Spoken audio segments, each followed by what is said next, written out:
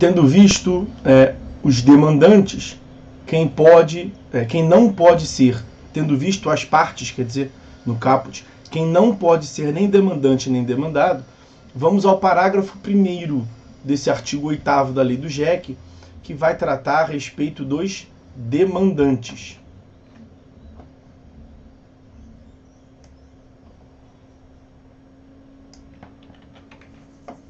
Ó, deixa eu ajustar aí, artigo 8º, parágrafo 1º da lei do JEC, prevê o seguinte: somente serão admitidas a propor ação perante o juizado especial, e vai trazer um rol. Somente serão... Me perdoem. Somente serão admitidas a propor ação perante o juizado especial, e vai trazer o rol. Inciso 1º. Vou pegando um por um.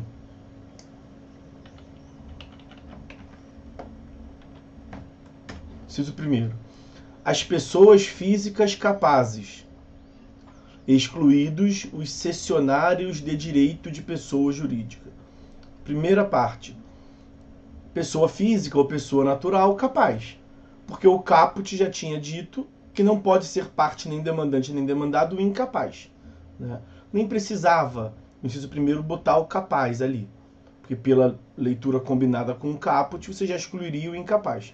Mas ele preferiu ajudar mais a interpretação. Então são as pessoas naturais, as pessoas físicas capazes. Excluídos os cessionários de direito de pessoa jurídica. Qual foi a lógica aqui do legislador? Como nós veremos, só pode ser demandante quem tiver nos incisos. E nos incisos você exclui as pessoas jurídicas tradicionais. Ou seja, as pessoas jurídicas, não estou falando aqui de MEI, de ME, de EPP, não estou falando disso. Não estou falando, portanto, de pequenas empresas lato sensu. As pessoas jurídicas tradicionais, sem ser microempresa, ME, EPP, não podem ser demandantes.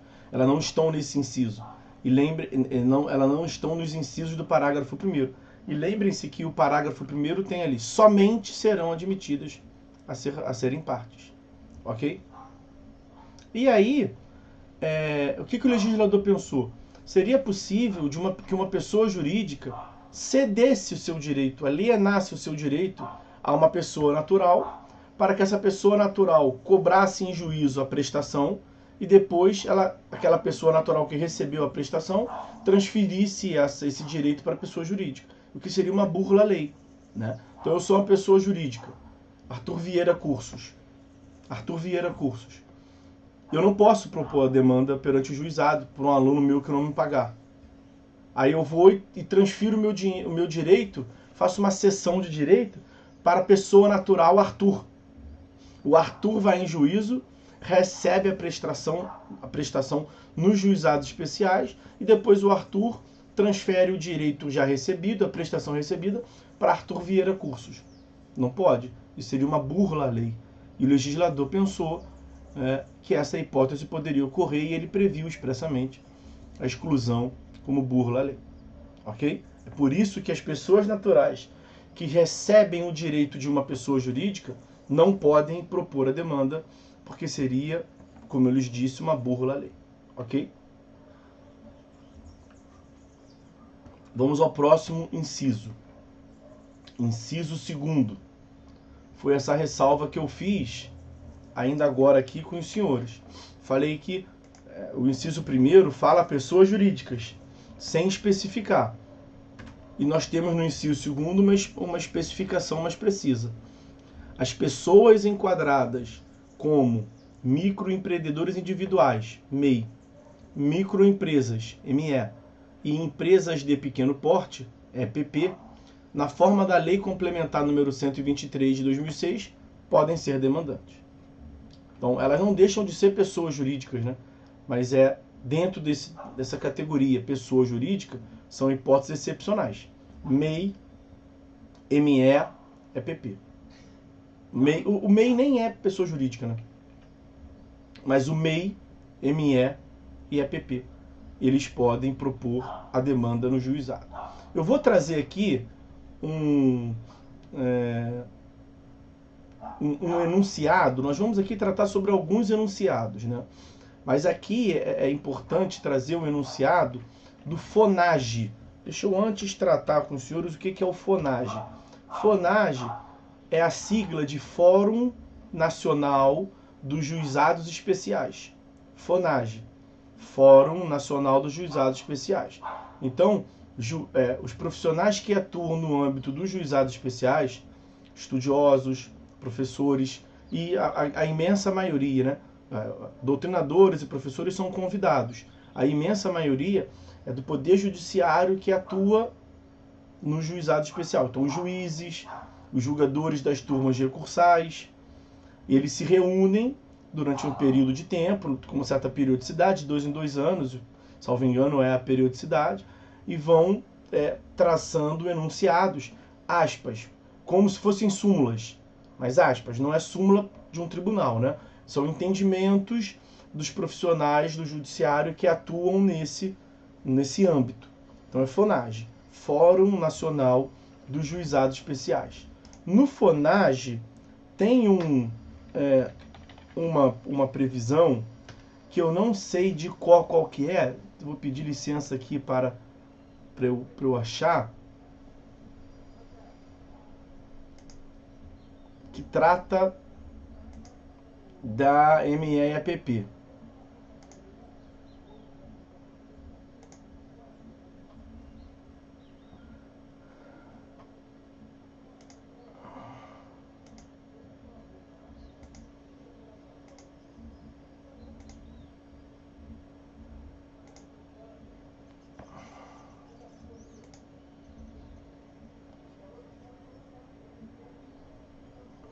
Não estou achando aqui. Mas esse enunciado que eu fazia menção do FONAGE, ele vai prever que esses sujeitos processuais, MEI, ME e EPP, eles devem comprovar essa situação. Deixa eu ver aqui. Aqui achei. É o enunciado de número 135. O enunciado de número 135 do FONAGE. Então seria o FONAGE 135. Enunciado 135 do FONAGE. Vai prever isso aí, ó.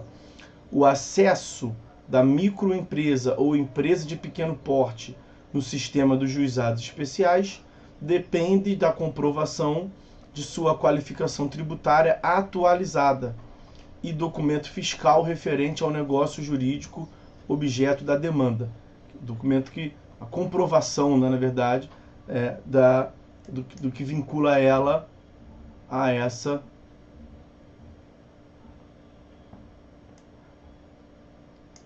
a demanda. O enunciado FONAGE número 141, FONAGE número 141, trata de um tópico, na verdade, que eu vou ver com os senhores a seguir, separadamente. Mas já adianto aqui, é a representação. As partes devem comparecer pessoalmente, essa é a regra. Mas não tem como a microempresa comparecer pessoalmente, ela não existe, né, no mundo dos fatos. Então ela tem que ser representada, não tem jeito. E aí vai prever isso, ó. A microempresa e a empresa de pequeno porte, quando autoras, devem ser representadas, inclusive em audiência, pelo empresário individual ou pelo sócio dirigente. Então são 2 enunciados do FONAGE que se aplica a essa hipótese aí do inciso 2º, o MEI, o ME e o EPP como autoras no sistema dos juizados. Ok? Vamos voltar à lei do juizado. Inciso 3º do parágrafo 1º, que prevê lá em cima, ó, somente serão admitidas a propor ação perante o juizado especial. Então é quem pode ser demandante, atuar como autor. Inciso 3º, as pessoas jurídicas qualificadas como OCIP, Organização da Sociedade Civil de Interesse Público, nos termos da Lei 9790 de 99. Então, mais uma vez, é um tipo específico de pessoa jurídica que pode atuar como demandante no sistema dos juizados. Tá ok?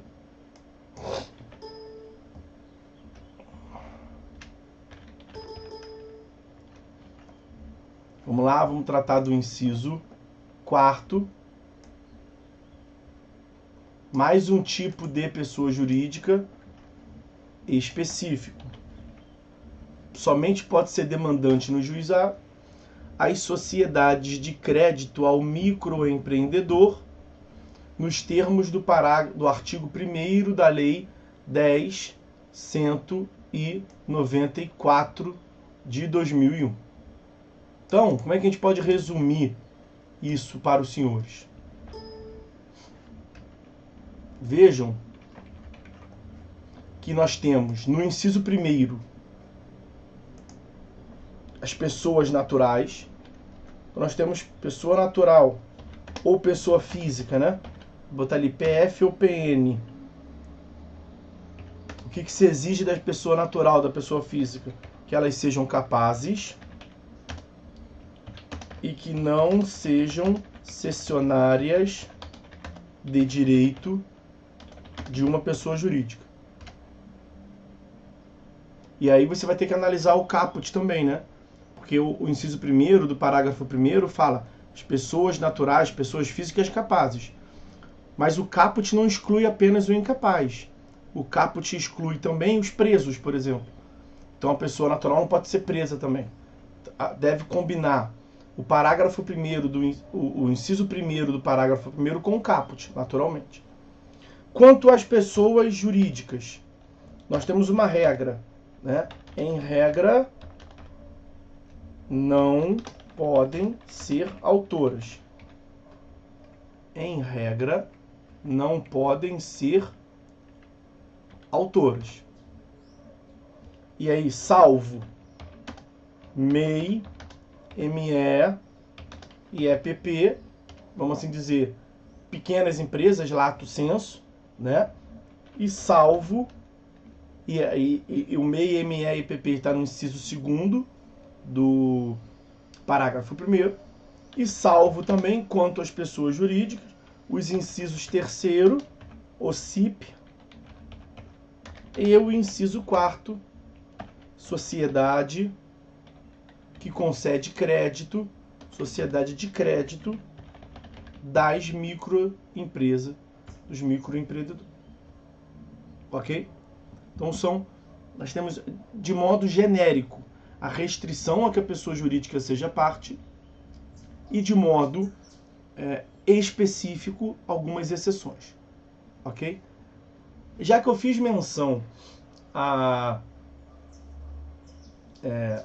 alguns enunciados do FONAGE, eu vou trazer alguns outros aqui, que complementam essa nossa compreensão de quem pode ser parte.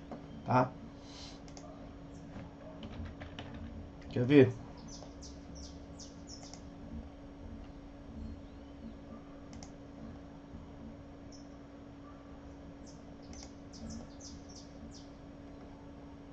Ó, o enunciado número 31. FONAGE número 31. Acaba adiantando um pouco o que nós vamos ver adiante, mas lá eu repito, tá? É admissível pedido contraposto no caso de ser a parte ré pessoa jurídica. Qual é a discussão aqui? Pedido contraposto é quando você quando você oferece uma reconvenção. Pedido contraposto é uma forma simplificada de reconvenção, né? Quando a lei de 95 veio, o CPC era o de 73. Os senhores têm que raciocinar dessa forma. Lá no CPC de 73, a reconvenção era uma peça autônoma. Reconvenção é tema de processo civil 1, né? É uma forma de resposta do réu. O réu pode responder pela contestação ou pela reconvenção. Então a reconvenção é a propositura de uma demanda incidental. E em 73, no Código de 73, em 95, quando veio a lei, vigorava o Código de 73, a reconvenção, ela ensejava, ela tinha que ser proposta por uma peça autônoma, o que era incompatível com o sistema de simplicidade e informalidade do juizado. Então o que o legislador fez? Tratou como pedido contraposto. O pedido contraposto é como se fosse a reconvenção hoje em dia. Não é exatamente igual, tem uma distinção técnica. Mas o pedido contraposto é o oferecimento, aspas, da reconvenção, da demanda incidental, do pedido pelo réu na própria contestação. Essa era uma distinção clássica lá atrás, em 95. Hoje em dia, a própria reconvenção, ela já vem dentro da contestação, inclusive no CPC. Então aqui o CPC de 2015 acabou se inspirando na lógica dos juizados. Isso nós veremos no momento dos atos processuais. Essa foi a parte que eu adiantei. Qual é a preocupação em relação aos sujeitos do processo aqui? Quando você vai a juízo em face de uma pessoa jurídica, porque a pessoa jurídica não pode ser demandante. A regra é que a pessoa jurídica não pode ser autora, mas ela pode ser ré. Você pode ir a juízo contra, sei lá, Arthur Vieira Cursos. Você pode ir a juízo em face da Oi, da Telemar, da Vivo. Ok? Se essa pessoa jurídica ré oferecer um pedido contraposto, que tem natureza de ação incidental, ela vai passar a ser autora, né? Naquele pedido contraposto, tecnicamente ela é autora. Então a dúvida que surgiu então ela não pode propor, né? Já que ela não pode propor uma demanda autônoma, por que ela poderia propor uma aspas de reconvenção? Por que ela pode propor um pedido contraposto? E o entendimento que prevaleceu é que ela já é parte mesmo, então não vai ter complexidade. O que ela pode propor é um pedido contraposto associado àquela demanda. E aí ela já está atuando, então deixa ela formular o pedido contraposto. Ela não tá como autora do processo principal. Ela é, no máximo, uma autora ali desse pedido contraposto. Tá? Então, é importante esse enunciado 31 do FONAGE, que acaba excepcionando um pouco o que nós vimos agora. Um outro enunciado importante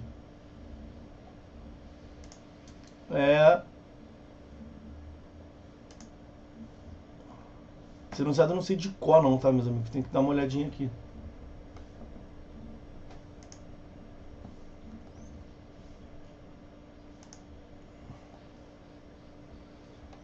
Ó, o enunciado 148 é um enunciado importante. Sabia que tinha um outro. Tem um sobre os condomínios também que eu vou trazer para os senhores. FONAGE número 148. Número 148. Olha aí.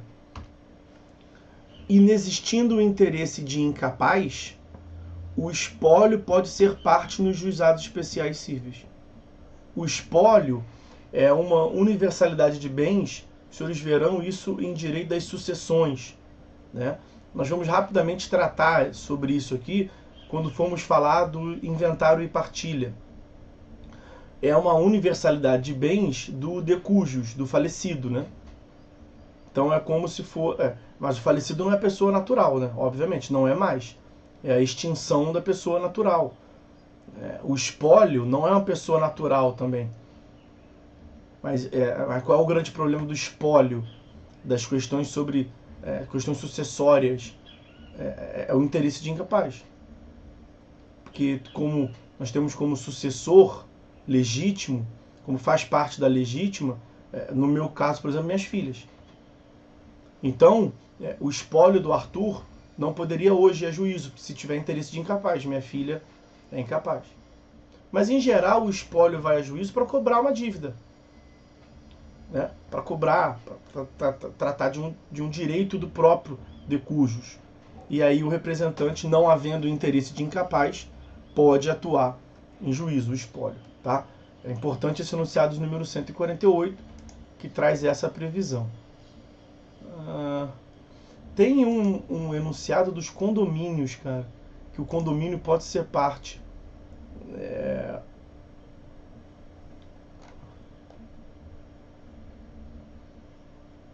Aqui, o enunciado número 9. O enunciado número 9 tem essa redação aqui, ó. FONAGE número 9. Ó, vou botar puro e simples como tá. O condomínio residencial poderá propor ação no juizado especial. Em todo caso, não. Nas hipóteses do artigo 275, inciso 2º, item B do Código de Processo Civil. Que Código de Processo Civil é esse? Faltou, tem que dar uma atualizada aí, né? É o de 1973 e não o atual. O 275 é aquele que previa lá no Código de 73 o procedimento sumário que existia lá atrás. E aí ele trazia a previsão, no inciso 2º, das causas de menor complexidade. O inciso 1º era causas até 60 salários mínimos, no Código anterior, de 73. O procedimento sumário que nem existe mais. Mas nós vimos que esse 275, inciso B, continua vigente hoje em dia, né? E esse 275 previa assim, nas causas, independente do valor, e vai tratar da matéria, né? Então é um critério objetivo. A matéria quanto ao objeto, não é um critério econômico. E aí ele trata lá do item B, da linha B, que, salvo engano meu, versa sobre danos em prédio rústico. Deixa eu ver se eu acho aqui. Dano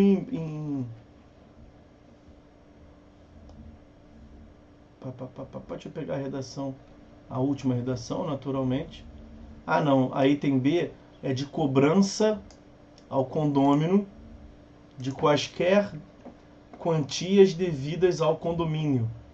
Então, a linha B que o legislador, que o enunciado faz menção aí é essa aqui, ó. Artigo 275, inciso 2º, a linha B. A linha B do CPC de 73. Bem mastigadinho para vocês aí. É nessa demanda, na ação de cobrança ao condômino de quaisquer quantias devidas ao condomínio. Tá certo? Então essas são as previsões quanto a... Até fechar aqui o CPC. Ao demandante, o parágrafo 1º. O parágrafo 2º do artigo 8º da lei do JEC, ele perdeu sentido, né? É uma norma que, com o passar do tempo, perdeu a sua eficácia normativa. Que ele previa o seguinte, vejam. Ó, o maior de 18 anos poderá ser autor, independentemente de assistência, inclusive para fins de conciliação. Por que essa norma tinha sentido antes e não tem sentido atual? Mais uma vez eu lembro aos senhores, os senhores têm que voltar no tempo, tem que pensar com a cabeça em 95. Na verdade, a lei foi gestada, ela foi elaborada antes de 95, né? Então o projeto de lei estava ali, 94, 93, tramitando no parlamento, no Congresso Nacional. Em 95 ela foi promulgada. Mesmo em 95, quando ela foi promulgada, ela ainda fazia sentido. O que ela estava dizendo, caput, o que o caput prevê? Que o incapaz não pode ser parte. Não é? O que o parágrafo 1º, inciso 1º diz? Que as pessoas naturais capazes podem ser parte. E o que isso tem a ver com o parágrafo 2º? É porque em 95, meus amigos, estava em vigor o Código Civil de 16. E no Código Civil de 1916, a capacidade civil plena se obtinha aos 21 anos. No Código Civil de 16, a capacidade plena se obtinha com 21 anos. Aí o que a lei do JEC disse? A lei do JEC, que é de 95. Ela está dizendo nesse parágrafo 2º que para fins desse sistema do CPC, para fins desse sistema da lei do JEC, excepcionando a regra geral, pode propor demanda, então pode manifestar esse ato da vida civil aquele que para o Código Civil seria incapaz. Mas a lei de 95 atribuiu capacidade àqueles que tinham 18 anos. Então, enquanto vigorou o Código Civil de 16, essa lei, esse dispositivo fazia sentido. E aí os senhores sabem que veio o Código Civil de 2002, que começou a produzir efeitos em 2003, por causa da vacatio legis, ou seja, esse dispositivo foi aplicado até 2003, quando entrou em vigor o Código de 2002. E aí também ele disse que, na regra geral, já seria 18 anos.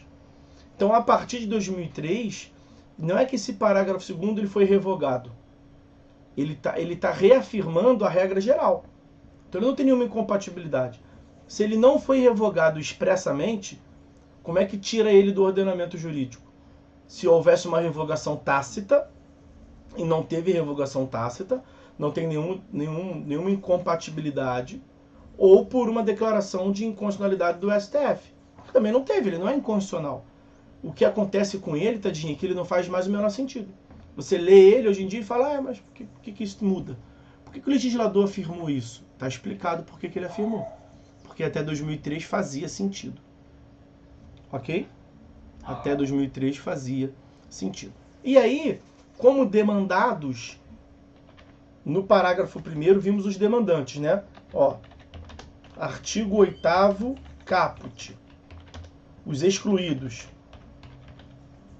Vou botar aqui até melhor. As partes excluídas, seja demandante ou demandado. Isso vimos no caput. Parágrafo 1º e parágrafo 2º, os parágrafos 1º e 2º, os demandantes.